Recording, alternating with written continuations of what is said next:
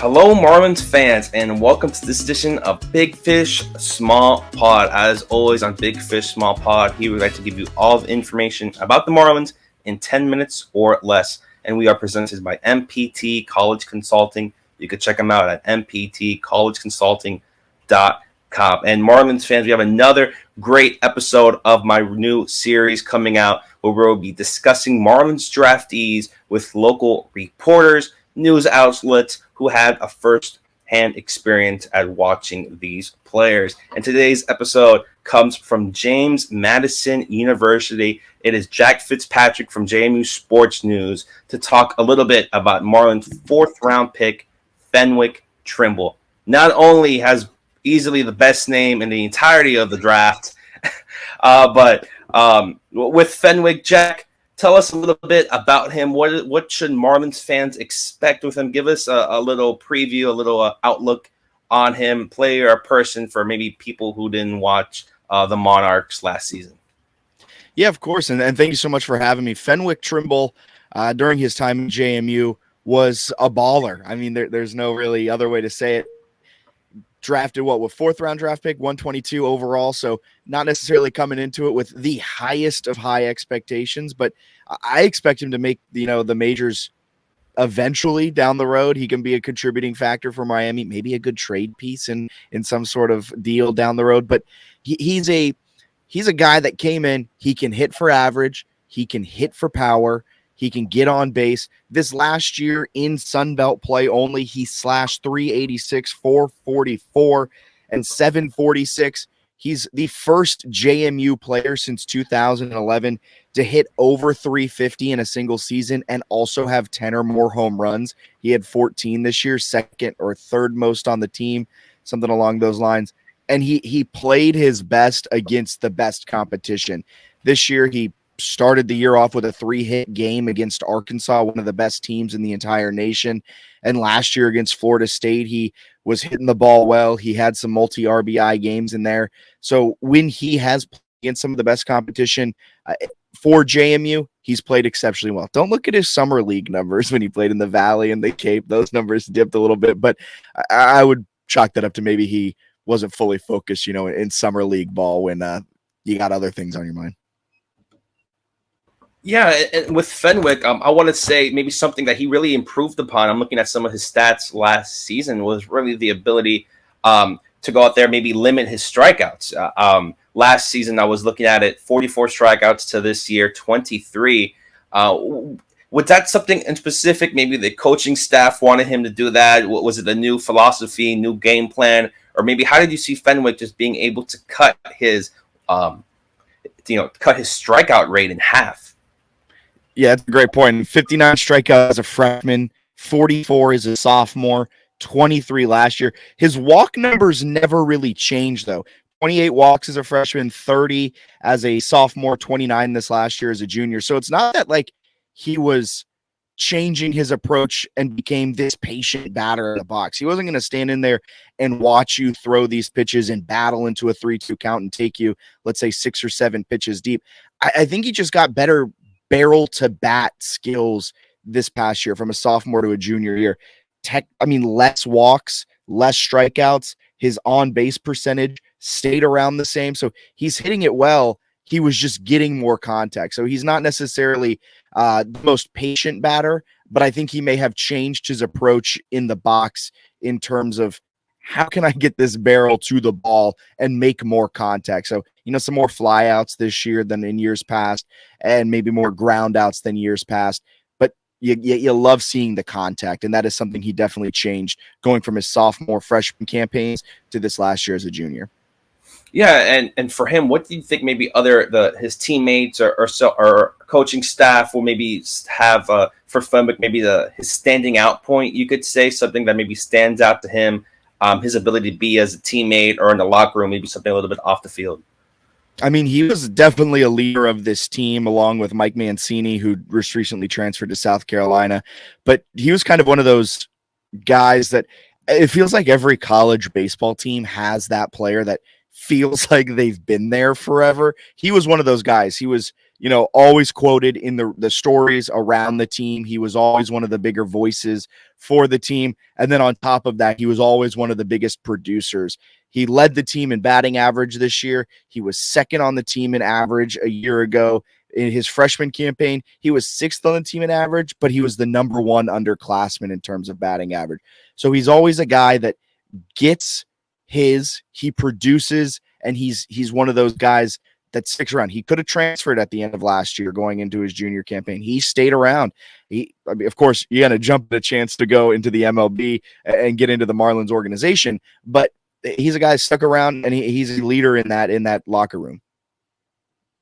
Yeah, and with him, how do you think maybe he came up in terms of maybe the playing against the bigger teams, the big lights again, with James Madison going into the regionals this year, that playing NC State? How do you think he handled maybe the bigger moments? Because now going into pro ball, even down AA, single A, whatever it may be, you're still going up against guys who maybe been there and done that in the college ranks or in the high school. Yeah. He handled the big lights in a very good way in the NCAA regionals. 3 hits against South Carolina. South Carolina, maybe not the year they had hoped in the SEC, but I mean, that's still the number 2 seed in that regional, in that Raleigh regional. He went 3 for 5 with a run, 3 RBIs, I believe, against him as well. He was let me triple check that number. Yeah, 3 RBIs in that. So very solid stuff against the Gamecocks. Had a hit against Bryant. Then did go 0 for 3 against South Carolina the second time seeing him, but then got a hit against NC State. That's 3 of 4 games you not get hit. One of them's a multi-hit game against an SEC team. And like I said, against Arkansas to start the year off was very, very good. He played well in the Sun Belt tournament to get JMU into the NCAA tournament. So overall, Fenwick Trimble really stepped up in big moments. You see that with his production, and you also see that kind of as one of those vocal leaders of the team. The team really rose in some big moments, taking down Arkansas to start the year, going on a bit of a Sun Belt tournament mini run to lock up their bubble spot, and then taking it all the way to the regional final against NC State. And with him, with Fenwick going out being an outfielder, how do you think maybe his defense was last season with the Dukes? How did you think he was maybe defensively there, and maybe how you think he can transition to pro ball? I mean, in the outfield, he does what he needs to do. It's not like he's on the hot corner making mistakes at third base. It's not like he's not tall enough at first base to stretch out and make those outs. He's very solid in the outfield. This last year, a .988 fielding percentage. His freshman year was his worst. He had 2 errors as a freshman, 2 errors this year. But overall, career .989 fielding percentage. And I know that number necessarily isn't the best number to look at when you're talking about an outfielder, because you just don't have many opportunities to really make an error when you're comparing him to a second baseman and a shortstop and everything like that. Solid guy. Probably will slot in more as a potentially right fielder or left fielder, one of those corner guys, more so than a center fielder. But I think he's capable. And I think his bat really raises up his floor.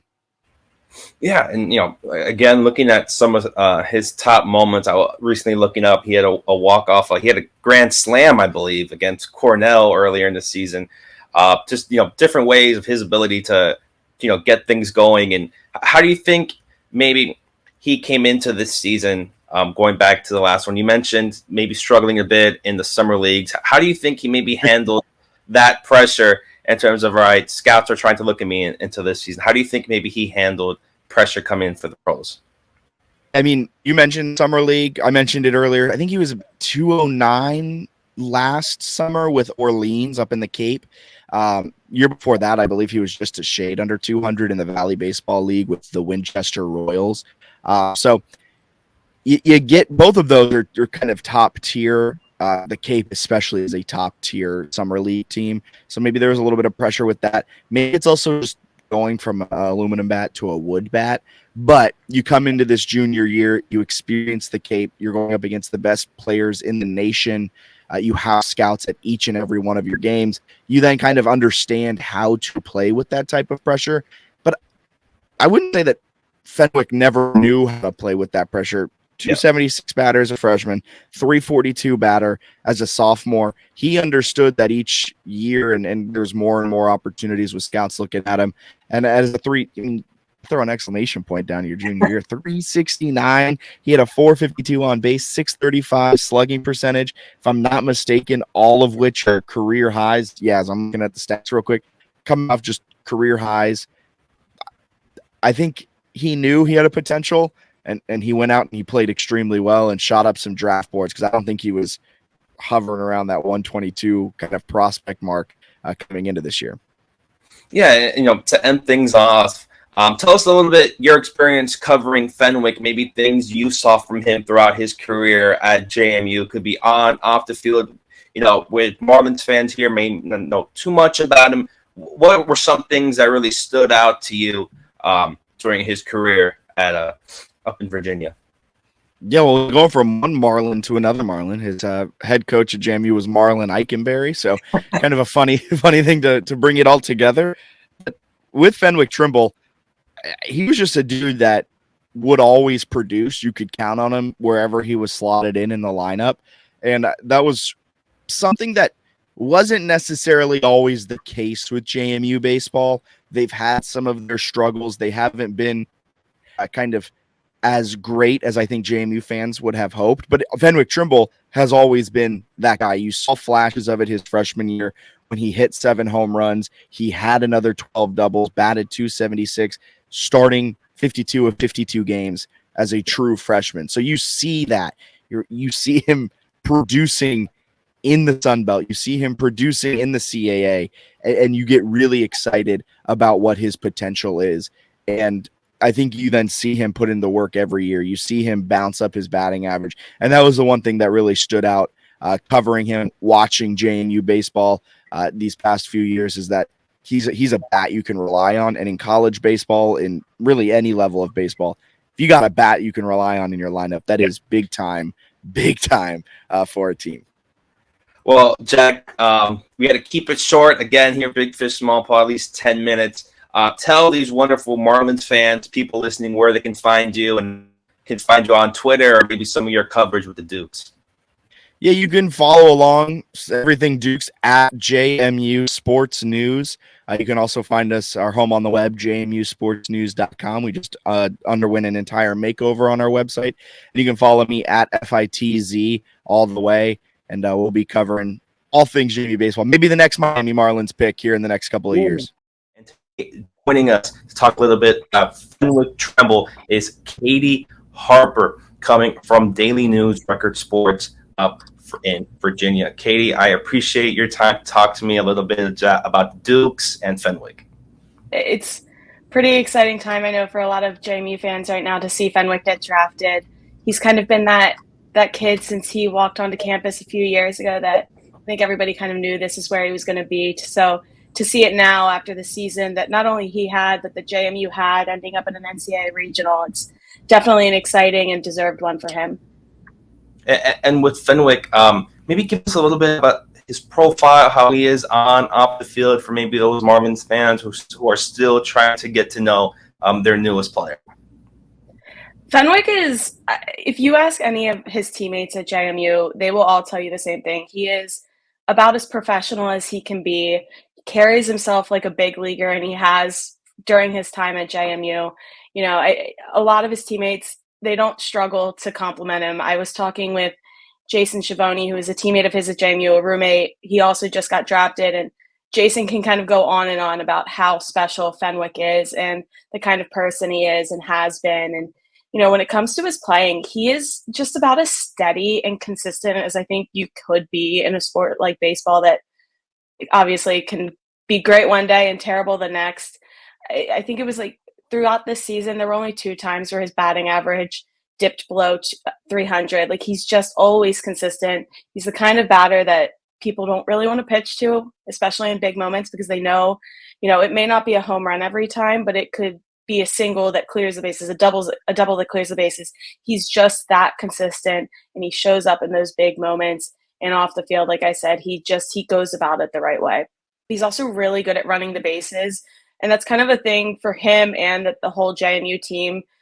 they were really good at stealing bases, and him and another player who batted in front of him, it was kind of the two of them that they would kind of orchestrate almost a near perfect double steal multiple times throughout the season, which seems almost silly that they should have been able to do it as much as they did. They did it twice in one weekend series. So he's aggressive when he's on the base path, but he's also very smart. He's not someone who's going to get caught stealing a bunch. He's not going to be someone who, goes 0 for 4 with 4 strikeouts in a day. That's not really that his kind of game. He can take pitches when he needs to. And again, it was kind of interesting at the start of the year when it comes to media, we tend to talk to the players who, have that big hit in a game. And it was weird because at the beginning of the season, we weren't talking to him after games a lot because there was always that one guy that may have had a walk-off or just that flashier hit in a bigger moment.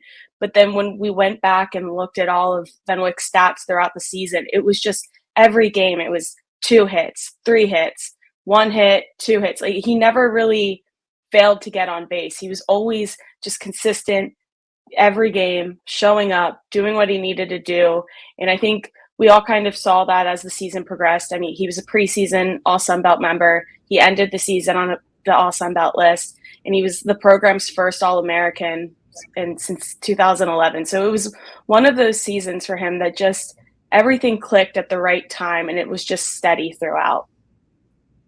Yeah, and you mentioned steady, and one thing that looking at Fenwick and some of his stats, maybe the main thing that really came up to me was his ability to cut his strikeouts in half, going from 23 to 24. Went from 44 strikeouts to just 23 on the season, had more walks than he did strikeouts. This is just incredible in any level. Well, how can you say more about his discipline? Was it maybe the coaching staff that helped him out that way, or was that something maybe Fenwick came into the season wanting to do? He has. It's funny. His teammate the other day described him as very mellow. He's very level-headed, and the way he approaches everything, he never gets too high or too low. So when it comes to, taking walks instead of striking out, he never seemed to be chasing anything this season. There was never a game where I think myself or other media members were sitting there being like, oh man, Fenwick really missed that one, or he should have let that one go. You could just tell, granted, junior now, he was experienced, he had been around the game for a long time, that I think with his mellow approach and his age and kind of growing into the game, it was just something that was bound to happen with kind of cutting those strikeouts in half. Yeah, just everything there going into some of his play also and summer ball as well. But with Fenwick, you mentioned some of his teammates. Just how was his relationship with some of those teammates, starting out very young, coming into James Madison now, signing with the Marlins as a 21-year-old. How was his maybe leadership with the team and his value to his teammates? I think he was invaluable to them. They were he was the guy, especially this year. It was always, he will, if you ask him, he will talk about himself and he'll say what he does well, but you can always tell that that's not what he wants to do. He wants to talk about his teammates. They're always amazing. They're always the guys. They're always the stars. And so when you get a chance to talk to them about Fenwick and just to kind of see the admiration they have for him, it's just kind of unmatched, And it's with people that are his age too. So people even in his class or the senior class, they all just would constantly say how much of a pro he is. And it wasn't if they see him in professional baseball, it was going to be when. And that was just the confidence they had in him, was that they knew that he was going to be at JMU for a certain amount of time. He was going to help the team win, hopefully get them to a regional, which he did. And then he was going to move on and kind of play that next level of baseball because that's just how he is and how he prepares. And I think, a lot of them throughout the season, they were all really excited when he got on the All-Sun Belt team and he was the only one. And just, I think now some of them seeing him get to this moment, it's more of just we knew this was coming and we're all happy for him. Yeah, and you mentioned also with Fenwick and with the Dukes just having an incredible season, making the regionals, being one of the top teams in the Sun Belt, and with that playing stiffer competition, maybe the tougher teams. Just how did you say maybe Fenwick did against maybe those tougher teams where, albeit the regionals or throughout the season, now going into pro ball, he'll probably face guys who maybe were on those teams? I think he handled it extremely well. And I think a lot of that playing in the Sun Belt is definitely a step up for JMU. It was only their second season, and then they came from the CAA, so that was where he played his first freshman year. And it's the CAA, not to rag on them, that it's not the same level of competition that they see in the Sun Belt, but I think he handled that switch very well. And I think a lot of that comes down to the coaching staff at JMU. Their head coach has talked multiple times that he's not afraid to go out and in the first weekend of the season schedule an SEC program or an ACC program. So even his freshman year, when they're playing technically in a lower conference, he still saw harder competitors. And then to transition that into the Sun Belt, there wasn't really a drop off from him production wise when it went from non-conference play into conference play. Honestly, I think he probably grew into his game even a little bit more and played better once Sun Belt play started. Yeah, and with that as well, mentioning his offense, everything there with Fenwick, how would you say his defense, being an outfielder, being able to play those key positions in the outfield, how did you see him defensively while at James Madison? Yeah, JMU as a whole has always been, they were a pretty sound defensive team this year. And for Fenwick himself, it was his first year playing in center field. He had started his first two out and left, and it didn't seem like it was anything uncomfortable to him. He always seemed at ease, always seemed to, be tracking the ball really well. And, I think sometimes you can maybe, when you have a player get to his level, be distracted by, you can overlook maybe the defense if they're as good as on offense as he is. And, for him, there wasn't a worry usually if you saw a ball going out to center or maybe even a little bit wider of like, oh, can he run that down? There was always a sense that, he could get there, and he was manning that outfield pretty well. And, talking with the other two outfielders and communicating with them. It was an older group out in the outfield for JMU this year, and I think he was a really, really good leader in it. Yeah, and, mentioning with Fenwick as well, just how was he also maybe Marlins fans, again, not knowing about him, just what would you say other things, if you have any stories from your time covering James Madison, Trimble, just everything that maybe to know a little bit more about the newest Marlin? I always say he kind of always has a smile on his face, and it's, when you're one of the best players on the team and, you kind of have to talk to media after every single game, it can probably get a little draining, but he never showed it. Always happy to be there, happy to play baseball. Didn't, once he was on the baseball field, that's what he was focusing on. He wasn't going to get distracted. And, I always joke too, like after talking to him so often, and again, like he doesn't want to talk about himself too much. He will if he has to, but I would always like to count how many times I heard him refer to one of his teammates as an absolute stud. That was his go-to quote all the time. And then if I ever asked him, like, what's going well for you? Why are you, why were you able to go 3 for 4 at the plate? The answer was pretty much 9 times out of 10. It was, oh, I'm just swinging at strikes and taking balls, and it's as simple as that. And it was always funny because it's as simple as that, which is a weird line because, not all of us can go up there and still take strikes or swing at the strikes and take balls. That's not simple for most of us, but he made it look pretty easy and kind of always had that mindset of, oh, I'm not doing anything too big. It's just baseball. Well, Catie, I appreciate your time. And where could these Marlins fans find you on Twitter, a podcast? Where could they find you on? Yeah, if they want to keep up to date on any more JMU baseball and any more prospects that may come out, I'm on Twitter at Catie Harper, and it's Catie with a C. If any of them find me, I promise I won't tweet too much about the Phillies. I did almost accidentally wear a Phillies hat on this podcast today, and I quickly took it off. But that's where I am. It's okay. Another person I interviewed told me they almost wore a Braves jersey to the to the podcast. So you're all right. You're fine. But I appreciate it, Catie. Have a good one.